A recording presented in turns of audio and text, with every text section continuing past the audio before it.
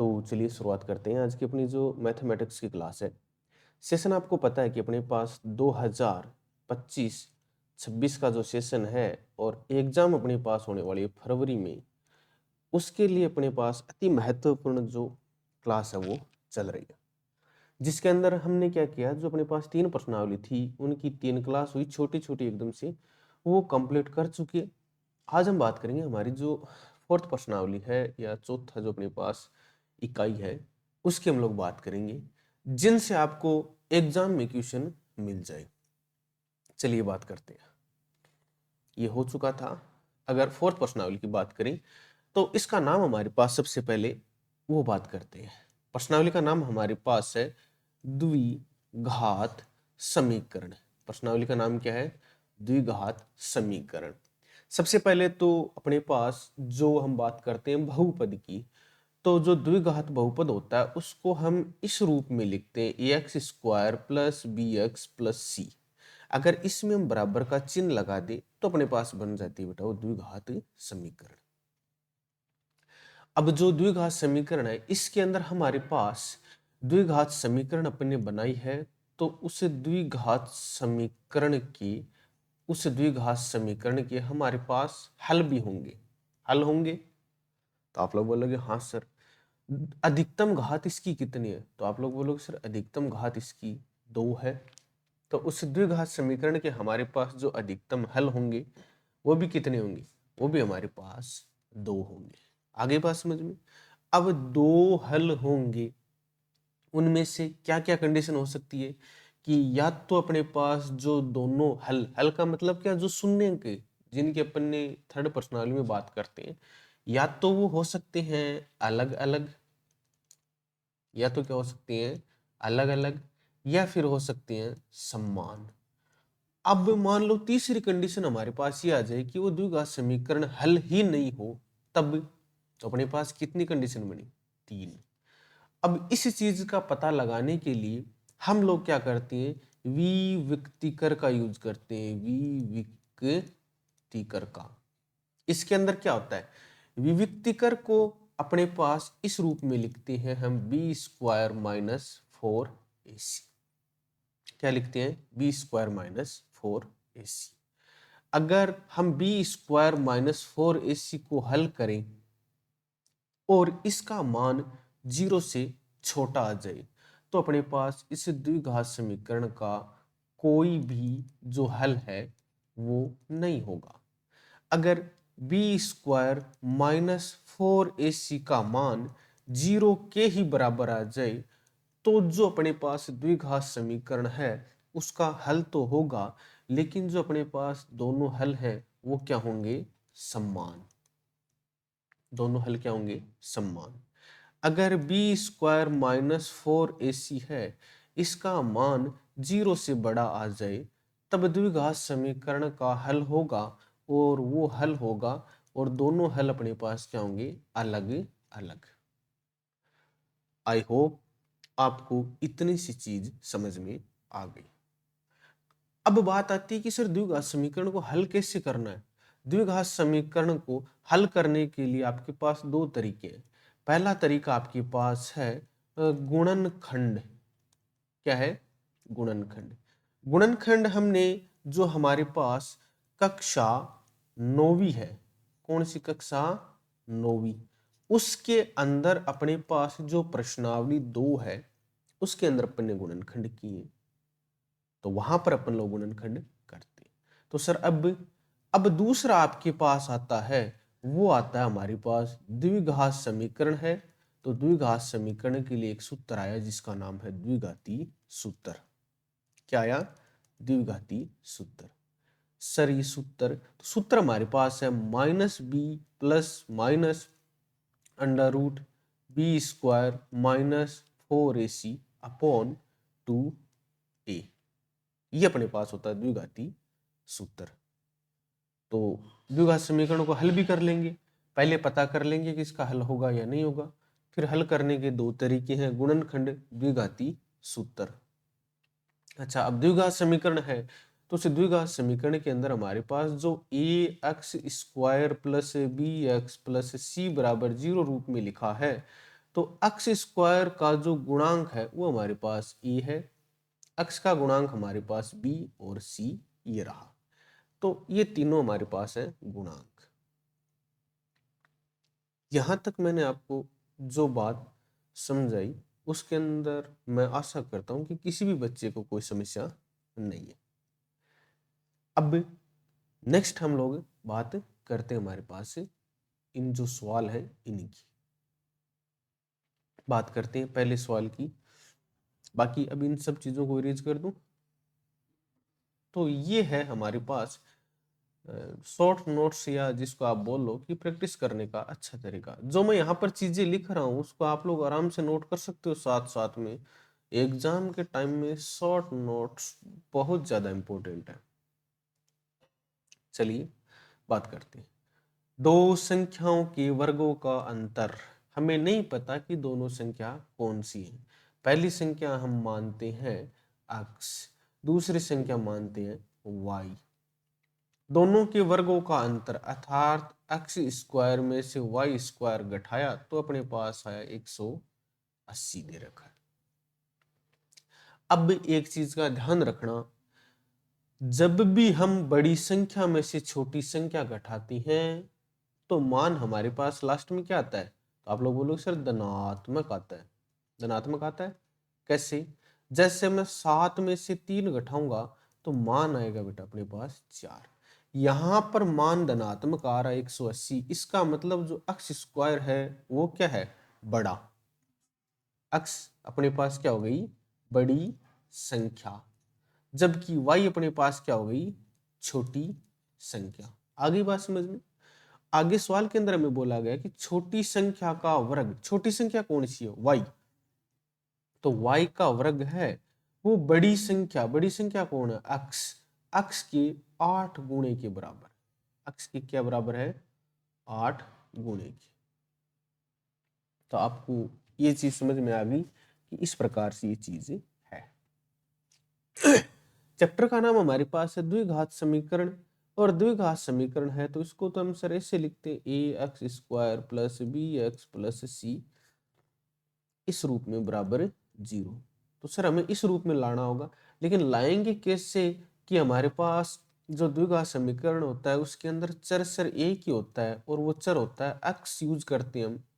लेकिन इससे जो समीकरण है x square minus y square, इसके अंदर तो दो चर आ रहे हैं। तो इसको समीकरण 1 दे दो, समीकरण 2। क्या दूसरी से मैं वाई स्क्वायर का मान पहली के अंदर 8x रख सकता हूं? तो आप लोग बोलोगे सर रख सकते हो। एक्स स्क्वायर माइनस 8x बराबर 180, ये हम लोग रख सकते हैं। लाना किस रूप में है? A X square plus B X plus C बराबर 0 रूप में। तो इसको लिख सकते हैं एक्स स्क्वायर माइनस 8x। 180 उस साइड प्लस का, तो इस साइड है तो माइनस का। ये लो। अब आपको निकालना है छोटी संख्या और बड़ी संख्या का मान। छोटी संख्या और बड़ी संख्या का मान कैसे निकालोगे उसकी हम लोग बात करते हैं। पहले आपको क्या करना है? पहले आपको ये करना है कि इसका या तो करो गुणनखंड। क्या करो? गुणनखंड करोगे तो आपके पास दो हल प्राप्त होंगे। दो हल आराम से प्राप्त हो जाएंगे। इससे पहले हम चेक कर लेते हैं कि क्या बी स्क्वायर माइनस 4ac से इसका मान 0 से बड़ा आ रहा है या नहीं। बी का मान कितना है? -8। तो यहां पर हम लोग लिख सकते हैं -8 का स्क्वायर माइनस 4 गुणा ए का मान 1 गुणा सी का मान -180 बराबर क्या हो गया? 0। तो -8 का स्क्वायर होता है अपने पास प्लस का 64, माइनस माइनस प्लस। 18 एकम 18, 18 दूनी 36, 18 3 54, तो 540 ये हो गया। क्या ये मान धनात्मक है? तो आप लोग बोलोगे हाँ सर। और धनात्मक मान क्या होता है? 0 से बड़ा। 0 से बड़ा ही होता है धनात्मक मान। तो इसका सर हल तो हो जाएगा। हल हो जाएगा। तो अब हम लोग क्या करते हैं? वापस अपनी जगह पे चलते हैं। क्या करना था? गुणनखंड। अब इस गुणनखंड को आप लोग चाहो तो द्विघाती सूत्र से हल कर लो, और चाहो तो आप लोग अपने हिसाब से जैसे टुकड़ों में तोड़ के कर लो। तो मैं आपको द्विघाती सूत्र से भी हल करके बता देता हूँ और टुकड़ों में तोड़ करके भी हल करके बता देता हूँ। द्विघाती सूत्र हमारे पास क्या था, minus b plus minus under root p square minus 4ac upon 2a। Minus b का मान कितना है, ए का मान हमारे पास इसके अंदर है 1, बी का मान हमारे पास है -8, सी का मान है माइनस का 180। तो क्या इसको मैं लिख सकता हूं, माइनस कोष्टक -8 प्लस माइनस, ये रहा plus minus under root b square -8 का स्क्वायर और -4ac, -4 गुणा 1 गुणा माइनस का 180, ये हो गया बट्टे में 2, ए का मान 1। अच्छा माइनस माइनस गुणा होके क्या हो गया प्लस, तो 8 plus minus under root 64 plus 540, 64 plus 540 बट्टा 2। आगे क्या कर सकते हैं, आगे इसको मैं थोड़ा सा इस साइड हल कर देता हूं। तो क्या हुआ, 8 प्लस माइनस 64 और 540 को जब हम लोग ऐड करते हैं, 540 64, तो 4 0 1 और 6, 604, ये अपने पास आ गया 604 बटे 2। अब इसके अंदर अपने पास कहां पर अपन ने या तो कहीं पर कुछ मिस्टेक की है या फिर अपने पास सही है। चलिए देखते हैं, आगे हल करते हैं ना। 2 का भाग 8 के अंदर कितनी बार जाता है, इसको इस रूप में लिख सकते हैं, 8 प्लस बट्टा 2 अंडर रूट 604 बट्टा 2। एक लिख सकते हैं 8 बट्टा 2 माइनस अंडर रूट 604 बट्टा 2। तो 2 का भाग 8 के अंदर 4 बार चला गया, 2 का भाग 8 के अंदर 4 बार। तो एक रूप तो आपको मिला इसके अंदर बेटा, क्या मिला, एक रूप तो मिल गया 4 प्लस अंडर रूट 604 बट्टा 2 और एक मिल गया 4 माइनस अंडर रूट 604 बट्टा 2, ये मिल गया 604 का। अब हम लोग वर्गमूल निकालते हैं। 604 का वर्गमूल हम लोग किस विधि से निकालेंगे, तो हम निकालेंगे भाग विधि से। क्या निकालेंगे, भाग विधि से वर्गमूल किसका, 604।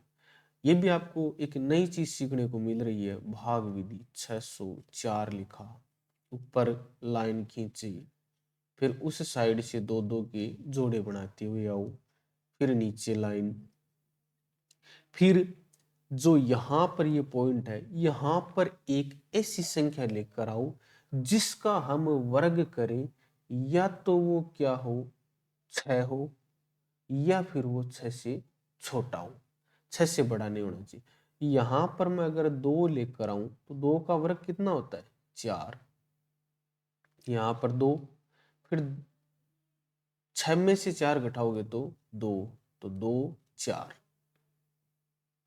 ये आ गया। फिर कर दो इस 2 का डबल, कितना होता है 4। फिर यहां पर एक ऐसी संख्या लेकर आओ कि जब आप लोग उस संख्या को लिखो तो या तो 204 आए या 204 से छोटा आए। यहां पर अगर मैं लिखता हूं 45 को 5 से गुणा करते हैं तो 5 5 25, 2 5 का 20 और 2 22, ज्यादा जा रहा है तो अपन क्या करते हैं, फिर 4 लिखते हैं, 4 4 16, 6 1 और 4 4 16 1 17।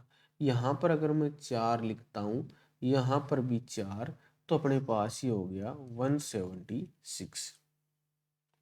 बाद में अब इसको हमें घटाना है, 4 ऐसा का ऐसा, 4 का डबल 8, तो अपने पास ये मान जाएगा पॉइंट के अंदर।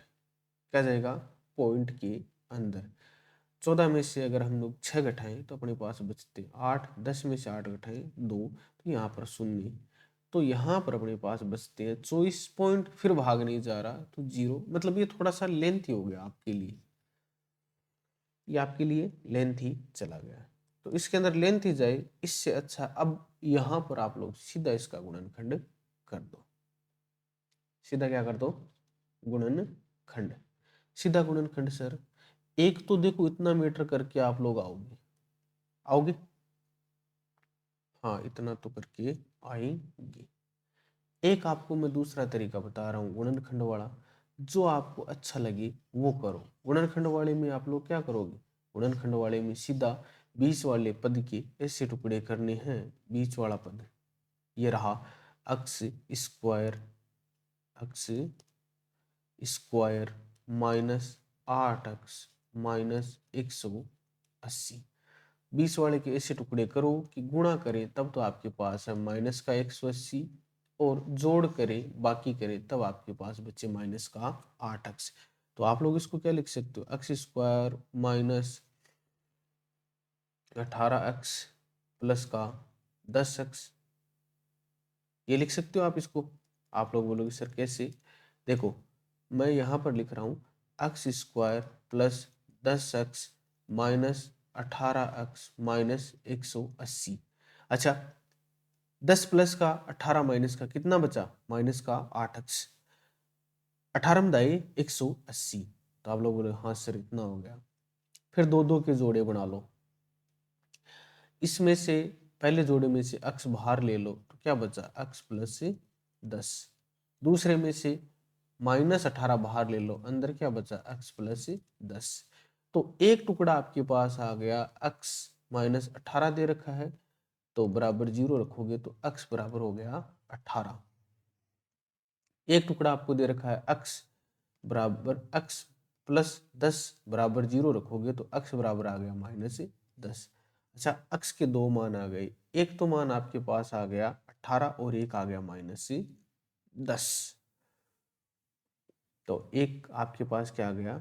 माइनस 10, और एक आपके पास आ गया 18। तो ये अपने पास, इसके अपने पास क्या हो गए? x के मान आ गए। अब हम लोग क्या करते हैं? x के मान रखते हैं कहां पर? x के मान जहां पर हमें जरूरत है वहां पर।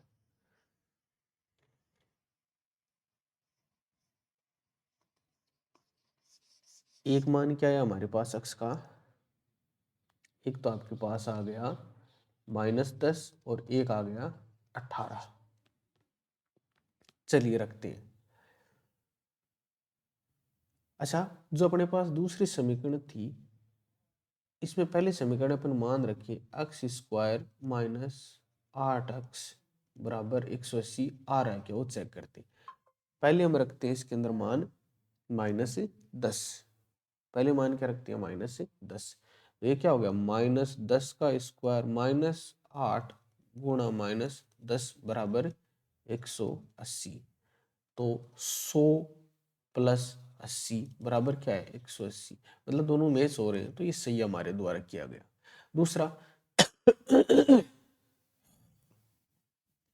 हम 18 रखते हैं, तो क्या हो गया? 18 का स्क्वायर माइनस 8 गुणा 18 बराबर 180।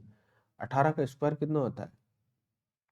324। माइनस 18 को 8 से मल्टीप्लाई करते हैं तो 64, 6 और 8 6 14, तो 144 घटा दो बराबर क्या आएगा? 180। 324 में से 144 अगर आप लोग माइनस करोगे तो आपके पास क्या बचेगा? 0। 12 से 4 घटा 8, 2 1, तो 180 बराबर 180 आ रहा है। तो ये अपने पास दोनों संख्या हो गई, एक तो -10 और एक 18। ये अपन ने क्रॉस चेक भी कर लिया। तो आज थोड़ा सा आई थिंक सेशन लंबा हो गया है, क्योंकि आपको भाग विधि में उसमें चला गया, लेकिन उसको छोड़ दो। भाग विधि को क्यों परेशान होना जब आपको सीधा ही हो रहा है, कितना जल्दी हो गया। लेकिन आपको दोनों तरीके आने चाहिए, इस वजह से मैंने आपको कहा था कि आप द्विघाती सूत्र का प्रयोग भी कर सकते हैं। और आई होप ये समझ में आया होगा। बाकी जो सवाल रह गए इसका पार्ट देखते हैं, कल की क्लास में करवा दें, या थोड़ा सा 1 मिनट आप मुझे टाइम दे, मैं देखता हूँ इसके अंदर कितनी क्या चीज़ें, उसके बाद अभी करवा दूँ इसको। चलो, बैटरी परसेंटेज वगैरह पड़ा है तो इस वजह से अभी करवा देते हैं। क्लास तो लंबी चली जाएगी लेकिन कोई बात नहीं। इरेज करते हैं, नेक्स्ट सवाल की बात करते हैं। बाकी सवाल वो थोड़े हाँ हो सकते हैं, स्पीडली हो सकते हैं, तो क्लास को एक बार नहीं 2 बार देख लें। एक आयताकार भूखंड का क्षेत्रफल, सबसे पहले क्षेत्रफल का सूत्र देखते हैं कि क्षेत्रफल का सूत्र सर हमारे पास होता है, क्या होता है सर हमारे पास ये होता है 2 गुणा लंबाई प्लस चौड़ाई, ये होता है। आप लोग बोलोगे सर ये तो नहीं होता, ठीक है नहीं होता तो फिर क्या होता है सर हमारे पास होता है क्षेत्रफल का सूत्र लंबाई गुणा चौड़ाई, क्या होता है लंबाई गुणा चौड़ाई, ठीक है। सवाल के अंदर में दे रखा है कि भूखंड की लंबाई है इसकी चौड़ाई से 2 गुना अधिक है,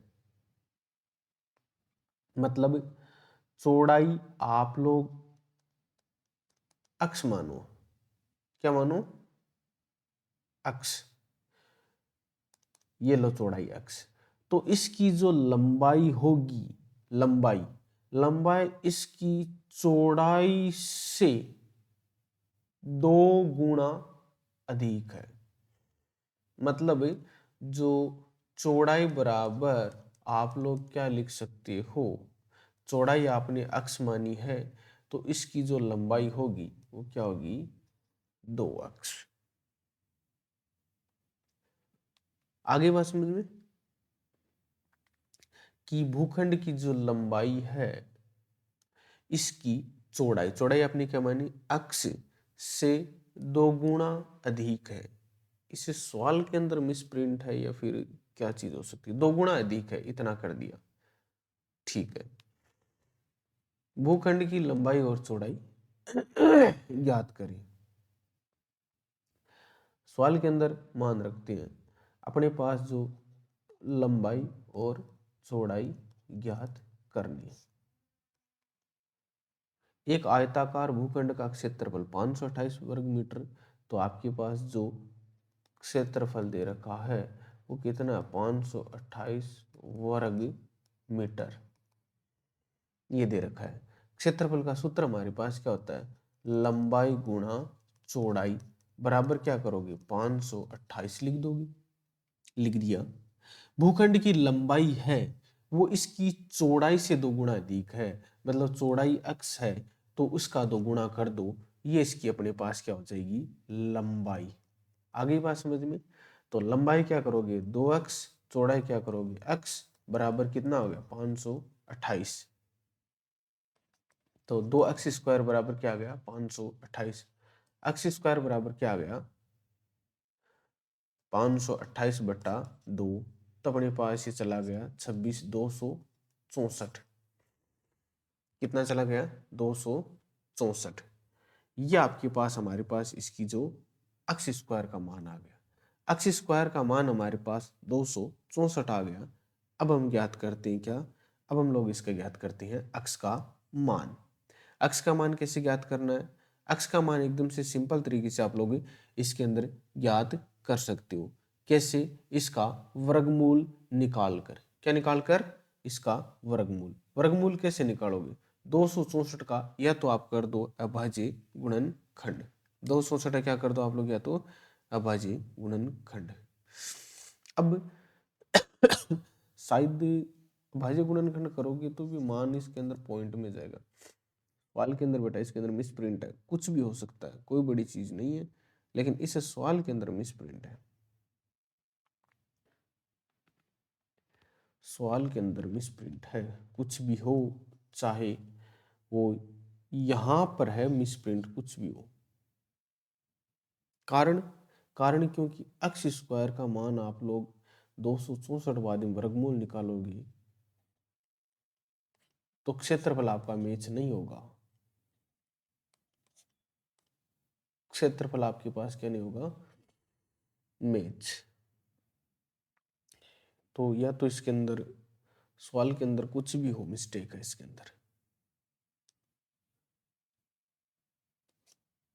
100% कुछ ना कुछ इसके अंदर मिस्टेक मिलेगी। मिस प्रिंट है, मिस प्रिंट है सवाल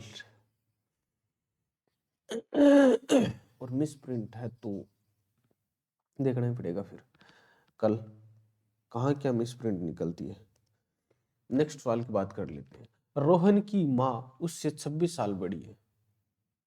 इस सवाल को एक बार काट दो आप लोग, क्योंकि इस सवाल के अंदर कुछ ही वो मिस प्रिंट है। रोहन की माँ उससे 26 साल बड़ी है।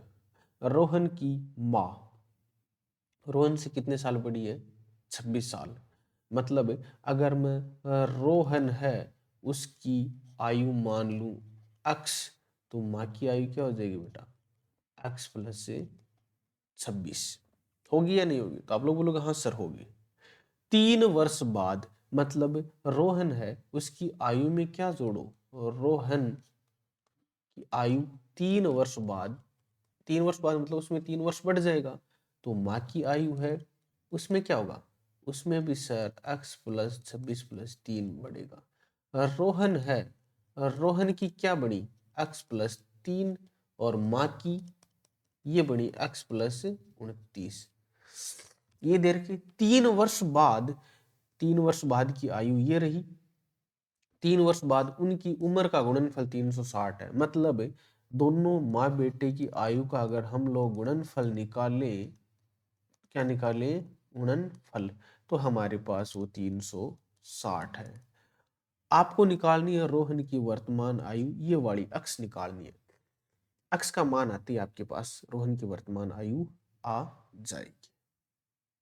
अच्छा कैसे निकालनी है, पहले गुणा करते हैं, पहले को पहले के साथ, अक्स को अक्स के साथ गुणा करोगे तो अक्स स्क्वायर, अक्स को 29 के साथ गुणा करोगे तो 29 अक्स, अक्स को ये उसके बाद में आपको करना 3 को अक्स के साथ, तो क्या हो जाएगा 3x प्लस 29 को करोगे 3 से गुणा, क्या करोगे 3 से गुणा, कितना आएगा 87 आएगा क्या, 29 गुणा 3 9 30 27 2 3 2 6 2 8 87, तो प्लस का 87 बराबर 360।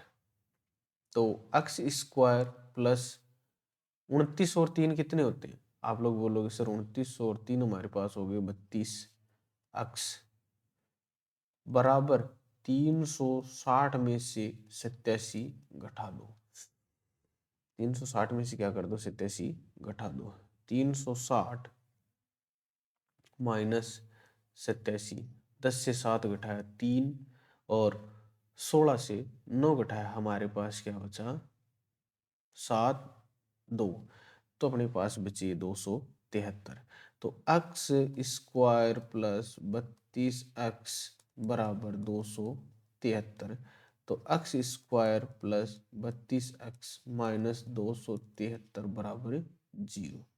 तो आप लोग को क्या करना है, इसको हल कर लेना, हल कर लोगे आराम से, नहीं होता है तो मैं हल करूं कोई बड़ी बात नहीं, लाओ मैं हल कर देता हूँ। X square plus 32x minus 273 बराबर 0। बीच वाले के ऐसे टुकड़े करो कि आप लोग जब उसको गुणा करो तब तो आपके पास है माइनस का 273, और जब आप लोग उसको अपने पास जोड़ो या घटाओ तब आपके पास आए 32x प्लस का।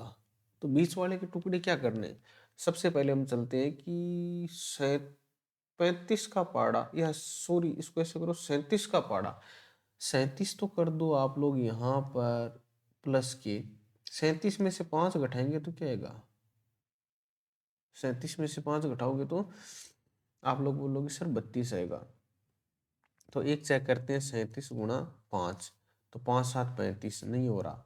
फिर हम लोग क्या करते हैं 38 में से 6 घटाते हैं, 6 इंटू 48 नहीं हो रहा। फिर 39 में से 7 घटाते हैं, अच्छा 39 में से 7 घटा के चेक करें, तो पहले करते हैं 39 को 7 से गुणा, 7 नीम 63, 3 6, 7 21 और 6 27 हो गया ना मैथ्स।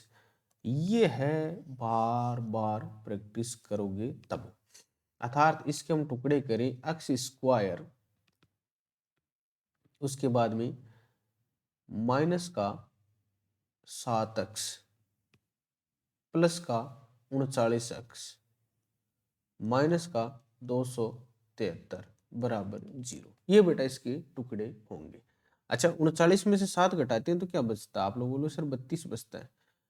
प्लस का 39 है माइनस का 7 है, दोनों को जब आप लोग गुणा करोगे ना 39 को -7 के साथ में, तो 7 नीम 63, 3 6, 7 21 और 6 27, ये बेटा माइनस का 273 आएगा। अच्छा अब दो दो के जोड़े बना लो, ये लो जैसे 9th क्लास में बनाए, दो दो के जोड़े, इसमें से क्या ले लो x बाहर, क्या बचा x -7, इसमें से ले लो 39 बाहर, अंदर क्या बचा x -7 बराबर 0। चलो ठीक है, एक आपके पास जोड़ा बन गया x प्लस 39 बराबर 0, एक बन गया x -7 बराबर 0। 39 इस साइड प्लस का, दूसरी साइड गया माइनस का, x बराबर माइनस का 39 आया और x बराबर प्लस का 7 आया। तो आपके पास मान आ गए। सर अब इसके अंदर आयु ले कौन सी? बेटा एक बात बताओ, क्या आयु कभी माइनस में होती है? आप लोग बोलो सर नहीं, तो राइट आंसर क्या हो गया 7। तो रोहन की आयु कितनी आ गई बेटा? रोहन की आयु आ गई आपके पास 7 वर्ष। तो इस प्रकार से आपको ये चीजें करनी है। ओके, और कोई भी डाउट हो तो आप लोग आराम से पूछना। इन सवालों के आपको घर पे प्रैक्टिस करनी है, मैं बता देता हूँ कैसे क्या करना है। जो नहीं है कल मैं इसको करवा तो दूंगा, कोई बड़ी बात नहीं है। हाँ, और इस सवाल के अंदर मिस प्रिंटिंग है दूसरे के अंदर, तो देखते हैं क्या मिस प्रिंटिंग है। टाइपिंग मिस्टेक हो सकती है, वो भी अब सवाल जैसे किया तब पता चला। द्विघात समीकरण 2x square minus 6x plus 3 बराबर 0 की मूलों की प्रकृति बतानी है। बेटा मूलों की प्रकृति b स्क्वायर माइनस 4ac से बतानी, स्टार्टिंग में लिखाया था ना, उससे आप मूलों की प्रकृति बताओगे। अगर मूलों की प्रकृति बताने के बाद उनका हल निकल रहा है तो आप लोग उसका हल बता दोगे कितना आएगा, या तो गुणनखंड करके, या गुणनखंड नहीं करना चाहो तब आप लोग लगा देना द्विघाती सूत्र। क्या लगा दोगे? द्विघाती सूत्र। आगे वाला, आगे वाला और बता दूं? चलिए आगे वाला और बता देता हूं। एक 13 मीटर व्यास वाले एक वृत्ताकार पारक, एक वृत्ताकार पारक है बेटा जिसका व्यास कितना है 13 मीटर। कितना है 13 मीटर। ये लो वृत्त ले ही लेते हैं, ये लो ये वृत्त रहा।